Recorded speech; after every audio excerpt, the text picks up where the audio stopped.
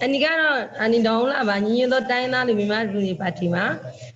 kin tai na ya mesana ne ma ဝင်ရောက်ရှင်တင်မှာဖြစ်ပါတယ်ရန်ကုန်တိုင်းအတွက်ပေါ့ ဆရာမလည်းတွေ့မှာပေါ့နော်ဒီကျွန်တော်တို့ရွေးကောက်ပွဲနာနီးနေတယ်ဒီလိုကာလာမျိုးမှာပေါ့နော်ဒီလူမှုကွန်ရက် online ပေါ်မှာပေါ့ဟောကျွန်တော်တို့သတင်းတုသတင်းမှားတွေနဲ့နိုင်ငံရေးပါတီတွေကိုဝေဖန်တိုက်ခိုက်အပုတ်ချတာတွေတွေ့တယ်ပြီးတော့လူပုဂ္ဂိုလ်တူတယောက်ကိုတော့၎င်းဒီဝေဖန်အပုတ်ချတိုက်ခိုက်တာတွေရှိတယ်ပေါ့နော်ဟောအဲ့ဒီအပေါ်မှာဆရာမဒီလိုမျိုးဒီ online ပေါ်မှာသတင်းတုသတင်းမှားတွေရွေးကောက်ပွဲနာနီးရဲ့ကာလာမှာပြန့်နေရတဲ့ပတ်သက်ပြီးဆရာမဘာများပြောချင်လဲဗျအမြင်သုံးသက်ချက်လေးဟောပေါ့အမှန်သတင်းမှားဆိုတာတဲ့ပေါ့နော်ဥမာဆိုရင်ဒီတချို့ကိစ္စတွေမှာဆိုလို့ရှိရင်လည်းဒါဒီကတော့လှုပ်ဆောင်မှုဖြစ်တဲ့အဲ့လိုမျိုးဆိုရင်လည်းဒါတွေကဥမာဆိုလို့ရှိရင်အဲ့ဒီမိတ်ဆွေတယောက်ကသူရဲ့ Facebook မှာငင်းငိုင်းနဲ့ဒီရွေးကောက်ပွဲနဲ့ပတ်သက်နည်းနည်းလေးသူတင်မိတယ်ပေါ့နော်တင်တဲ့အခါမှာသူ့ကိုတက်ဖြုတ်တယ်အမှန်သူပြောတာလည်းအမှန်ပဲလက်ရှိရခိုင်ကိစ္စတွေမှာအဲ့ဒါပြောတဲ့အမှန်ဖြစ်ပေမဲ့လို့သူဖြုတ်ချက်ခံတယ် Facebook ကဒါပေမဲ့တကယ်သတင်းမားတွေလုပ်တဲ့သူတွေကြတော့ Facebook ကမဖြုတ်ချတာတွေ့ရတယ်အဲ့ဒီအပေါ်မှာလေတကယ်တမ်းကျရင်ဒီဥစ္စာကတောင်းရှိတဲ့ဒီသတင်းတူတွေမှာဖန်တီးတဲ့လူတွေကိုတောင်းရှိတဲ့လူတွေကသတင်းဖြစ်တဲ့ဟာကိုမပြောနဲ့အန်ဒီတို့ UEC ကိုယ်တိုင်ကတောင်မှ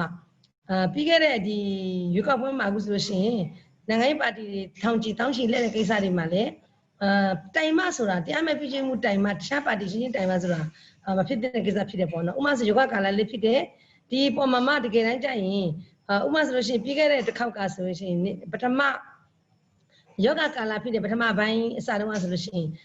ဆရာတိပိလောက်တရားဆွဲလိုက်တယ်တဘာဝဘင်းအန်ဒီနဲ့အခုဒီလောက်ယောဂတွေလည်းလူတွေပိုအများကြီးတင်လာတယ်လက်ရှိချင်းတွေမှာလည်းပို့ဆိုတဲ့အချိန်မှာဒီဟာတောင်းရှိတဲ့သူတွေကတိုင်မတောမဆိုတာမဖြစ်သင့်ဘူးဥပဒေရဆိုရင်ဥပဒေရပြောမယ်ဆိုရင်ဒီရဲ့ကြော်စောသတင်းတွေဖမ်းလို့ရသေးတာပဲဒီကိစ္စတွေကအဲ့တော့ဒါတွေကတောင်းရှိတဲ့တွေတောင်းတော့အနေပြောချင်တယ်ဒီပုံမှာတိုင်မတောမလုပ်တယ်ဆိုတာကတော့လေပါတီတွေကိုချင်းချင်းကိုလည်းဒါတွေးကွက်စတဲ့ကိစ္စအနေနဲ့ဒီအတွက်အစိုးရပါမယ်တောင်းရှင်ဒီပြောချင်ပါတယ်ဆရာမကရောပေါ့ဒီရွေးကောက်ပွဲအခုဝင်ပြိုင်တဲ့နေရာမှာလူပုဂ္ဂိုလ်အရာတော့၎င်းဆရာမပါတီတော့၎င်းဒီပေါ့အပုတ်ချဝေဖန်တိုက်ခိုက်တာမျိုးကြုံတွေ့ရနေရာမျိုးရှိလားဗျရှိတာပေါ့ကျမတို့ပါတီမှာဥပမာဆိုလို့ရှိရင်ရန်ကုန်မှာတော့ကျမတို့ပါတီဆန်းမှုဖြစ်မခံရဘူးမွန်ပြည်နယ်မှာဖြစ်ခံတာရှိတယ်ဒီရဲ့ဘိုးတိုင်းမှာဖြစ်ခံတာရှိတယ်ပေါ့နော်တကယ်တမ်းကျရင်တော့ဒီဟာလုပ်ငန်းစဉ်တွေအနေနဲ့ပြောမှဆိုရင်တော့ပါတီတစ်ခုကသူ့ရဲ့ရည်တည်ချက်နဲ့သူ့ရဲ့ရွေးချယ်ခွင့်ရပိုင်ခွင့်အခွင့်အရေးဆောင်ရွက်တဲ့အခါမှာဒါနောက်ဆက်ခံနေဖြစ်တယ်လို့ကျွန်မမြင်တယ်အဲ့ဒီအပေါ်မှာကျမတို့အခုဆိုလို့ရှိရင်တချို့တလေလဲကျမတို့ comment အောက်မှာအများကြီးတက်လာတာရှိတယ်ပေါ့နော်ဒါပေမဲ့ကျမတို့ကတိတ်ပြီးတော့ဘာမှမတုတ်ပြန်ဘူးတုတ်ပြန်ရမယ်အကြောင်းအရာလည်းမဟုတ်ဘူးရေးချင်တာရေးကြတယ်တရားမဲ့လွန်လာရင်တော့ဒီမျိုးပေါ့နော်ဘာလို့လို့ရမှာလဲလူနည်းနည်းလေးနဲ့အဲ့လိုမျိုးတွေပြောခံတာရှိတယ်ဒီရဲ့ဟိုဆိုလို့ရှိရင်လည်းပါတီအငယ်တွေကိုဒါအာဏာရပါတီကိုယ်တိုင်ကအခုဆိုရင်လည်းပြောတယ်အာဏာရပါတီကိုဒီသူတို့မဲဆက်ပေးမှသူတွေရဲ့အပြောင်းလဲသူတို့လုပ်နိုင်မယ်ပေါ့နော်တကယ်တမ်းကျရင်အခုလက်ရှိအချိန်ဒီမှာတိုင်းသားတွေကိုယ်တိုင်က9နှစ်သက်တမ်းမှာယုံကြည်စွာနဲ့ပြီးခဲ့တဲ့မဲကိုအသုံးချတဲ့အခါမှာတိုင်းသားတွေဘက်ကိုလည်းပြန်ကြည့်တာမရှိဘူးဒါအာဏာပါတီမျိုးလုပ်တဲ့လက်ရှိအချိန်ဒီမှာပေါ့နော်ဥပမာဆိုလို့ရှိရင်ဒီရဲ့အာဏာရပါတီကိုယ်တိုင်ကအာဏာရပါတီရဲ့ဒုဥက္ကဋ္ဌဆိုရင်ဗာပြောလဲဆိုရင်သူရဲ့ NLD ရဲ့လက်အောက်ခံလောက်ပါဆိုတဲ့စကားကဒါကတိုင်းသားတွေကိုထပ်ပြီးတော့ဖိနေမယ်ဆိုတဲ့အဓိပ္ပာယ်တက်ရောက်တယ်9နှစ်တက်တမ်းမှာတိုင်းသားတွေရဲ့ယုံကြည်မှုမရဘဲနဲ့ဒီတက်တမ်းမှာထပ်ပြီးလက်အောက်ခံလောက်ပါဆိုတဲ့စကားပြောတဲ့အတွက်တိုင်းသားတွေကလက်ခံမှာမဟုတ်ဘူးလို့ကျမတို့သိတယ်ကျမတို့ကိုယ်တိုင်တိုင်းသားဖြစ်တဲ့အတွက်ကျမတို့တိုင်းသားပါတီနဲ့လက်ခံမှာမဟုတ်ပါဘူးဒီကိစ္စကအားလုံးဓာတ်ညီညာသွားမယ်လို့ပြောထားပြီးသားကိစ္စတစ်ခုကိုဓာတ်ညီညာသွားမယ်ဆိုဓာတ်ညီညာကိုဖြည့်ရမယ်ကိစ္စပဲကျမတို့ပြောရမှာဖြစ်ပါတယ်အဲ့အတွက်ပါတီမူမှာလည်းရင်ကျမရင်တခါလည်းပြောခဲ့ပူပါတယ်ဆွေးနွေးပွဲတစ်ခုမှာကျမတို့အရင်တော့ NLD ကသဟဇာတာဖြစ်ရေးမှုရှိခဲ့ပါတယ်အဲ့ဒီပုံမှာလည်းခြေခံပြီးတော့မှဒီလိုမျိုးတွေပြောတဲ့အတွက်ဒါကအဆင်ပြေတဲ့ကိစ္စတွေဖြစ်မှာပေါ့နော်ဒါကျမဒီလိုပဲမြင်ပါတယ်ဆရာမလည်းခုရွေးကောက်ပွဲဝင်ပြိုင်မှာဆိုတော့လေဒီရွေးကောက်ပွဲမှာအနိုင်ရခဲ့တယ်ပေါ့နော်အနိုင်ရခဲ့လို့ဥမာဆိုတော့ဒီကျွန်တော်တိုင်းတိုင်းအစိုးရဖွဲ့မှာဆရာမအနိုင်ရခဲ့တယ်ဆိုရင်ပေါ့ဒီသတင်းတုသတင်းမှားတွေ online ပေါ်မှာပြန့်နှံ့နေရတဲ့ပတ်သက်ပြီးဘယ်လိုမျိုးထိန်းချုပ်သွားဖို့ရှိတယ်ဘယ်လိုကင်တွယ်ဖို့ရှိလဲပေါ့ဆရာမဘယ်လိုမျိုးလှုပ်ဆောင်သွားဖို့ရှိလဲဆိုတာတစ်ချက်လောက်ပြောပြပေးပါဦးဟုတ်ကဲ့အဲ့ဒါကသတင်းတူသတင်းမားတွေကိုအခုဆိုလို့ရှိရင်လုပ်နေတာကတော့အန်ဒီတို့ဥပမာဆိုလို့ရှိရင်အရာဖက်ဖို့စီတွေလုပ်ရရှိတယ်ဒီ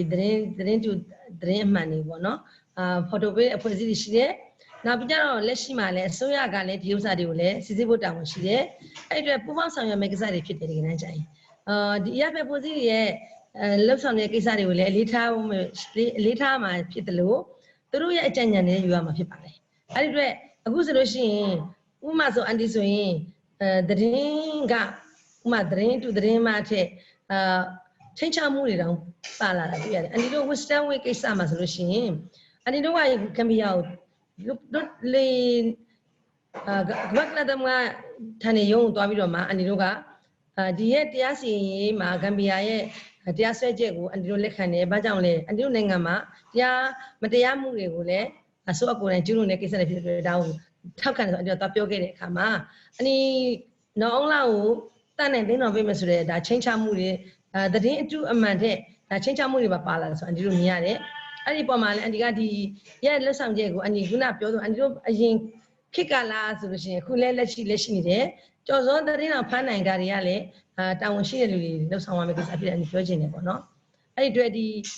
ီသွားမဲ့အန်တီတို့အစိုးရဖြစ်လာပြီဆိုတော့ဒီကိစ္စတွေကတော့အန်တီကပြောခဲ့သလိုပဲအန်တီတို့ရဖက်ပေါ်စည်းတွေအစိုးရတွေကဒီဒါပူးပေါင်းဆောင်ရွက်မယ့်ကိစ္စဖြစ်ပါတယ်သတင်း online ပေါ်မှာပြတ်နေတဲ့သတင်းတူသတင်းမှားတွေကိုဖန်တီးတဲ့သူတွေပဲရှိသလိုပေါ့နော်ဒီယုံလွယ်တဲ့သူတွေလည်းရှိတယ်ပေါ့ဟုတ်ဒီလိုမျိုးသတင်းတူသတင်းမှားတွေကိုယုံလွယ်ပြီးတော့သူတွေကိုကျွန်တော်တို့လေ့လာကြည့်တဲ့အခါမှာသူတို့ရဲ့ပညာရေးအခြေအနေကနေပါမှုကြောင့်နေလဲတနည်းအားဖြင့်သက်ဆိုင်နေပေါ့နော်အဲ့ဒါကြောင့်မို့ဒီပညာရေးနဲ့ပတ်သက်ပြီးတော့ဒီအစိုးရအဖွဲ့မှာပေါ့ဒီပေါ့တောင်းတနေရအာဏာရခဲ့တဲ့ရှိတော့ဘယ်လိုမျိုးကြိုက်တွေ့ဖို့ရှိလဲဗျအဲ့ဒါကြီးတစ်ချက်လောက်ပြပြပေးပါအဓိကကအစိုးရအနေနဲ့ဒီဥစ္စာတွေကိုကင်တွယ်နေတဲ့နေရာမှာလူထုတွေသိပညာပေးမှုတွေများများလုပ်ရပါလိမ့်မယ်လှုပ်ဆောင်နိုင်တဲ့လည်းအစိုးရပဲရှိတယ်ရပါမစေတော့တရောင်းတနေရလုပ်တဲ့အခါမှာကွာအားလုံးမစုံနိုင်ဘူးအစိုးရမှာဒါလည်းဒီရဲ့အုပ်ချုပ်မှုအောက်မှာရှိတဲ့အတွက်ဒီအစိုးရကဒါတွေကိုမြန်မြန်ဆန်ဆောင်ရွက်နိုင်တယ်ဥပမာဆိုသတင်းထုတ်ပြန်တာနဲ့အောက်ခြေတန်းရောက်တယ်ရပါမစေတဲ့ကလုံနိုင်တယ်လုပ်ပြီးတယ်နိုင်ငံတော်ကိုတိပေးမယ်ဒါကလည်းပေါင်းစည်းရမယ့်ကိစ္စဖြစ်တယ်လို့အစိုးရကတော့ခုနကအန်ပြောတဲ့တာဝန်ရှိတဲ့နေရာမှာလူထုအသိပညာပေးပြီးတော့ကြာရင်လူထုတွေကိုလည်းစွမ်းရည်နေမြင်ရမယ့်ကိစ္စတွေဖြစ်တယ်လို့လည်းပြောချင်တယ်အဓိကကလူထုတွေကပညာရေးချက်ဘယ်လိုခေါ်လှုပ်ဆော်မှုမှာသူတို့ရဲ့ခေါင်းနဲ့ရိုက်သိမ်းတဲ့အသည့်တွေပေါ့နော်အဲ့ဒါကအရေးကြီးတယ်အမျိုးသားရေးအစွန်းရောက်လို့တချို့ကပြောပေမဲ့လို့အန်ဒီကတော့အမျိုးသားရေးကတော့အလုံးကတော့အမျိုးသားရေးစိတ်ရှိကြတယ်ဒါအမျိုးသားတိုင်းပေါ့နော်လူတိုင်းမှာတော့ရှိကြတယ်ဒါပေမဲ့အဲ့ဒီရဲ့ရှိတဲ့ပုံမှာမှန်ကန်ဖြစ်ဖို့လိုတယ်ဒါကအန်ဒီဥပမာတခုပြောမယ်ဆိုလို့ရှိရင်တချို့တလေအခုဆိုရင်ဗာပြောလဲခါကြတော့မြို့ချစ်မြက်ကန်းလို့ပြောတာလည်းရှိလာတယ်အန်ဒီတို့ကမြို့ချစ်မြက်ကန်းလို့တော့မပြောဘူးအမျိုးသားရေးအပေါ်မှာသူတို့ရဲ့စိတ်တွေကပို့ပြီးတော့မှစိတ်ပို့ပြီးတော့တက်ကြွလာတယ်အန်ဒီမြင်တယ်အဲ့တော့သူတို့လည်းအန်ဒီတို့ကဒီပေါ်မှာဒီလိုမျိုးမဖြစ်အောင်ဆိုလို့ရှိရင်တော့ဒီဟာတွေကိုကောင်းမွန်တဲ့အစီအစဉ်တွေနဲ့သူတို့လုပ်ပေးရမယ်ဒါမှလည်းတရားမျှတမှုဖြစ်မယ်ဆိုတာလည်းသူတို့နားလည်သွားမယ်သူတို့အခွင့်အရေးတွေရှိတယ်ဒါအဲ့ဒီအခွင့်အရေးသူတို့ကမချိခိုက်ပါဘူးအန်ဒီတို့လုပ်ဖို့လိုတယ်လို့အန်ဒီတို့ကဒီလိုမျိုးလူထုတွေကိုအခွင့်အရေးကသူများမချိခိုက်ဘူးဆိုတာလည်းအသိပေးခြင်းအပြင်လည်းဒါတွေကလှုပ်ဆောင်လို့ရမယ်ကအန်ဒီမြင်ပါတယ်ပေါ့နော်ဟုတ်ပါအန်ဒီတို့ပြိုင်တာဆိုတော့လေဟုတ်ပါဒီပါတီကြီးတွေနဲ့ပတ်သက်ရင်ပါတီကြီးနဲ့နှိုင်းရှင်တော့ဒီနည်းနည်းတော့အင်အားနည်းနေမယ်လို့တော့ယူဆတယ်ပေါ့နော်အခုကပါတီကြီးတွေကအင်နဲ့အားနဲ့မဲဆွေတာတွေလည်းရှိတယ်ပေါ့နော်ဟုတ်ပါအစိုးရလည်းဒီပေါ့ဒီလူစုလူမလောက်အောင်လို့ထုတ်ပြန်ထားတဲ့အချိန်မှာဒီပါတီကြီးတွေကအင်နဲ့အားနဲ့ဒီပေါ့လူအများနဲ့ဒီမဲဆွေနေတဲ့အပေါ်မှာရောဆရာမရဲ့အမြင်လေးကိုတစ်ချက်လောက်သုံးသပ်ပေးပါအောင်ဗျအန်ဒီကတော့ဒီပုဂ္ဂလာမဟုတ်ဘူးအန်ဒီကတော့ပါတီအစ်စ်ပေါ့နော်ပါတီအစ်စ်အန်ဒီပါတီတက်တန်း6လပဲကြော်ပဲရှိသေးတယ်ပါတီတက်တန်းနှုတ်ပေမဲ့လို့အန်ဒီတို့ကတော့ရွေးကောက်ပွဲမှာစပြီးတော့အန်ဒီရွေးကောက်ပွဲရွေးချယ်မဲဆွယ်ရပါပြီလို့ UEC စပြောတဲ့အချိန်ကဒီရန်ကုန်တိုင်းကခေါ်တွေ့ပြီးတော့ပြောတဲ့အချိန်မှာအန်ဒီကပြောခဲ့တယ်ရွေးကောက်ပွဲဒီဖြတ်တန်းမယ်ကိစ္စတခုဖြစ်တယ်ဒါပေမဲ့လို့အဓိကကနိုင်ငံရဲ့ကျန်းမာရေးကြီးပါတယ်တိုင်းပြည်ရဲ့ကျန်းမာရေးကပထမဖြစ်တင်ပါတယ်ရွေးကောက်ပွဲကတော့ဒုတိယဖြစ်တင်ပါတယ်ဖြစ်တဲ့အခါကျတော့ယောဂကာလကိုဘယ်လိုလူထုတွေအနေနဲ့ဒီရွေးကောက်ပွဲမှာပြောရှင်နဲ့သွားစေချင်တာဖြစ်ရှင်တယ်အဓိကကကျန်းမာရေးကလူထုတွေကိုစိတ်ဒုက္ခရောက်စေတဲ့အတွက်ဒါတွေကိုတော့ရွေးကောက်ပွဲကိုရှုစမ်းတဲ့အနေနဲ့အကြံပေးထားတာရှိရဲ့အန်ဒီတို့ပါတီကလည်းပြီးခဲ့တဲ့ရက်ပိုင်းကပဲရွေးကောက်ရှုစမ်းထပ်တင်တယ်ပေါ့နော်ပါတီလွတ်တော်ကိုယ်စားလှယ်ဒီကနေပြီးတော့မှဒါကိုထပ်တင်တယ်အဲ့ဒီအတွက်ရွေးကောက်ပွဲကိုဖျက်ဆီးတဲ့အခါမှာလူထုတွေကယောဂကာလနဲ့ဥပမာဆိုလို့ရှိရင်သွားမှာကပြရမှာမဲဥပမာတိုင်းသားဆို၄မျိုးရှိသွားပြီတိုင်းသားမဲ၄မျိုးမှာတိုင်းသားတွေကတတ်ဥပမာဆိုလို့ရှိရင် တယုံမဲ့ထားပြီးမယ်လူနဲ့လို့ပေါင်းထည့်ရမယ်ဆိုတဲ့ဟာကခက်ခဲအများကြီးဖြစ်တယ်သွားဖို့လာဖို့တစ်ခုနဲ့တစ်ခုတရားကွက်သွားဖို့လဲလူကြီးတွေဆိုတဲ့ဒုက္ခဖြစ်တယ်အဲ့အတွက်ကြိုတင်စီစဉ်ပေးတာရှိပေမဲ့လို့မဲယုံတင်ဝင်ထားတဲ့အတွက်လည်းခက်ခဲအများကြီးဖြစ်တယ်ဥပမာဆိုရင်ဒလမှာ3ရက်ကွက်4ရက်ကွက်ပါမှတယုံလို့တဲ့အခါကျတော့ဒလမဟုတ် sorry စိတ်ကြီးကနောင်တို့မှာဆိုလို့ရှိရင်တော့ဒါကလာပေးတဲ့လူကရက်ကွက်ကြော်လာပေးချင်မှာမဟုတ်ဘူးအဲ့အတွက်လည်းအခက်ခဲသူတို့လည်းခက်ရှာတည်တယ်ဒါပေမဲ့မဲဘုံတပုံးထည့်ကြအဖြစ်လည်းအခက်ခဲတော့မရှိဘူးမဲယုံမှာတပုံးပို့လာတာပဲရှိမယ်ဒါပေမဲ့အဲ့ဒီပေါင်းတဲ့ခါကျတော့ခက်ခဲတာဒီသွားပေးမဲ့လူကိုယ်တိုင်ကတော့ရက်ကွက်ကြော်သွားပေးရမယ်ယောဂကာလဖြစ်တဲ့ဒါတွေလည်းခက်ခဲအများကြီးရှိတယ်ပေါ့နော်အဲ့အတွက်လည်းဒါကိုထပ်စစ်စားစီခြင်းနဲ့တကယ်တမ်းကြာရင်တော့မဲပေးတယ်ဆိုတာကတော့တန်းပြည်အတွက်မှန်ဒါပေမဲ့လူတိုင်းအန်တီတို့နိုင်ငံမှာမပေးလဲရတယ်ဒါကိုခွင့်ရမှန်တယ်ဒါပေမဲ့လို့သွားပေးခြင်းအဖြစ်လည်းအခက်အခဲတစ်ခုအတာဖြစ်လာတဲ့ခါကျတော့ဒါကလည်းစိန်ခေါ်မှုတစ်ခုဖြစ်တယ်အန်တီတို့တိုင်းသားမဲအနေနဲ့တော့နော်ပါတီကြီးပေါ့တိုင်းပါတီကြီးနှစ်ခုကပေါ့နော်ဒီတခြားမြို့နယ်တွေမှာအပြိုင်မဲဆွဲတာနဲ့ပတ်သက်ပြီးတော့ဒီကျမ်းမာရေးနဲ့အားကစားဝန်ကြီးဌာနထုတ်ပြန်ချက်တွေနဲ့နည်းနည်းတွေ့ဖွယ်နေပေါ့နော်အဲ့ဒီပုံမှာဗာမြန်မှတ်ချက်စကားလေးပြောကြခြင်းနေလေဗျပါတီကြီးတွေကတော့အခုအန်တီတို့ဆိုရင်ပြီးခဲ့တဲ့ရက်က20နဲ့9ရက်နေ့မှာအန်တီကကော်မူးမှာအတီကိုကူညီတဲ့အဖွဲ့တွေကကိုလူတွေကပေါ့နော်လက်ချင်တယ်ပေါ့လက်ချင်တော့ကျွန်မကတော့စီယုံရေးရမဲဆွယ်ခွင်းနေမလုပ်ဘူးမဲဆွယ်မှုမလုပ်ဘူးဗုတ်ထောင်မယ်ပြီးတော့ကြရင်ပမ်ဖလက်ပေးမယ်ဒါပေမဲ့လို့တို့ကလှုပ်ရှင်ကဒါဆိုရင် UEC မှာမြို့နယ် UEC မှာသွားပြီးတော့အကြောင်းကြားလိုက်ပါစတင်ပေါ့နော်ကျွန်မတို့ဒီဘယ်လမ်းကြောင်းသွားမယ်အဲ့ခါကျရင်လက်ခံတဲ့ရွာတွေကတော့ကျွန်မတို့ဝင်မယ်လက်မခံတဲ့ရွာတွေတော့မဝင်ဘူးပေါ့နော်အဲ့ဒါကိုပြောတဲ့ခါကိုညံကုန် UEC ကပြောလက်ခါကျရင်ယောဂကာလမလို့ထပ်တိုးတဲ့တွဲတွေလက်လို့မရပါဘူးအဲ့ဒီနေ့ပဲ NLD ရောကြက်ခံရောနှစ်ခုသလုံးလက်တယ်အန်ဒီတို့ကပါတီအသင့်အနေနဲ့လူထုတွေကလည်းသူတို့ရဲ့ပါတီလက်ရှိရဲ့ဒါကိုလည်းပြကျင်တဲ့အခါမှာဒါကြတော့ပိတ်ခံတယ်အဲ့အတွက်ပါတီအခုလည်းလဲနေကြတာပဲမနေ့ကဆိုရင်အန်ဒီတို့ကိုညံကုန်းမှာလဲတာကော်မူးမှာလဲတာလေးတွေ့တာပဲတကယ်တမ်းကျရင်ဒီလိုမျိုးဖြစ်တဲ့အပေါ်မှာတော့ကော်မရှင်ကဒီလိုမျိုးဘက်လက်တဲ့အကြံမြင်တယ်လူထုတွေကပါတီကြီးတွေကိုယ်တိုင်ကလည်းဗာပြောလဲခါကျရင်လူထုတွေတော့သူလောက်တာလို့ပြောတယ်ဥပဒေဒီလူထုရောပါတီရောအကုန်လုံးတက်ရောက်မှုရှိဖို့လိုပါတယ်အခုဆိုလို့ရှိရင်တော့ဒီလက်တဲ့အခါမှာရန်ကုန်မြို့နယ်ဆိုရင်ရန်ကုန်တိုင်းမှာဆိုလို့ရှိရင်ဒီလိုမျိုးကိုညံကုန်းမှာဒါ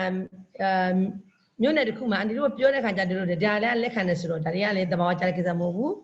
းပါတီကြီးတွေလည်းဥပဒေလိုက်နာမှာပဲလူထုအားလုံးဥပဒေလိုက်နာမှာပဲကြတဲ့ကြိုင်လူထုကထောက်ခံလို့သူသွားနေလို့ဒါတာဝန်မရှိဘူးလားပြင်တာဝန်ရှိတာကတော့တာဝန်ရှိတဲ့အာဏာပိုင်တွေကတာဘာဖြစ်လို့ခွင့်ပြုထားတယ်လဲပေါ့ဒါကမေကုန်းထုတ်စရာဖြစ်လာတယ်အဲ့ဒီအတွက်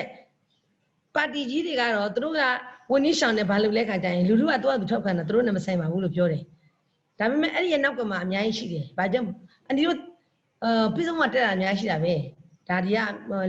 ကသူများတွေတောင်အထွေထွေပြပြည်စုံမှာအကုန်လုံးပေါ်တယ်နော်ဘယ်ပါတီကဘာပဲပဲဒါအကုန်လုံးပေါ်တဲ့အတွက်ဒီပေါ်မှာလည်းတာဝန်ရှိသူတွေတာဝန်အတည်းပြောချင်ပါတယ်ပေါ့နော်ပြောသွားတာလည်းပြည့်စုံစုံရှိပါတယ်ပေါ့နော်ဟုတ်ကျွန်တော်တို့အခုလက်ရှိနာပြူနဲ့သတင်းတူရေကောက်ခွင့်နဲ့သတင်းမှနဲ့ပတ်သက်ပြီးတော့ဆရာမထပ်ပြီးတော့ဖြည့်ဆွက်ပြောချင်တာဒီမှာသုံးသက်ချက်ပြောချင်တာမျိုးရှင်ပြောပြပေးပါဦးဗျဒီနိုင်ငံမှာပေါ့နော်အခုဆိုလို့ရှိရင်သတင်းအမှန်လားအတုလားဆိုတာကတော့အဖွဲ့အစည်းတော်များကဆောင်ရွက်ပေးတာလည်းရှိတယ်လို့အစိုးရကိုယ်တိုင်လောရမယ့်တာဝန်လည်းရှိတယ်ပြောချင်တာတော့လေပြည်သူတွေကိုယ်တိုင်ကတော့ဒီအများဆုံးဖြစ်ဖို့သုံးကြတာပေါ့နော်သုံးတဲ့အခါမှာပြောလာတဲ့ဟာတွေတင်လာတဲ့ဟာတွေကိုလည်းကိုယ့်အကိုစီညီညာနဲ့တုံ့တက်ဖို့လိုပါတယ်ဘာဖြစ်လဲခါကြရင်ဒီတည်င်းအမှားလားမှန်လားအရင်ဆုံးစစ်စစ်ကိုယ့်ကိုလည်းစစ်စစ်ဖို့လိုပါတယ်တခါတလေရေးချင်တာရေးပြန်ပြီးတော့ပြောချင်တာပြောဆဲဆုံတာလည်းအန်ဒီတို့တော်တော်လေးကိုလည်းစိတ်မကောင်းဘူးဒီပေါ်မှာအစိုးရကခုနကတခြားတလေကျလိုရင်တော့လိုသလိုလက်ခံပေးလိုက်တယ်မလိုရင်တော့နောက်တစ်မျိုးလုပ်တယ်ဥပမာဆိုလို့ရှိရင်ဒါလက်ရှိလက်တလောဖြစ်တဲ့ပြဿနာဆိုလို့ရှိရင်ဒီចောင်းသားတွေဆိုရင်ဘဂတာចောင်းသားတွေကရခိုင်မှာဖြစ်တဲ့အ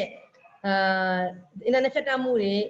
စစ်ပွဲကြောင့်ဒုက္ခပရာတွေကိုလည်းအစိုးရမှာတာဝန်ရှိတဲ့သူတို့ဒါကိုပြောတဲ့အခါမှာဒါအမှန်နေပဲဒါပေမဲ့အဲ့ဒီအမှန်တွေဘာလဲငါခါခွေးတို့ကကြီးတို့တက်ပြီးတော့မှတရားဆွဲတယ်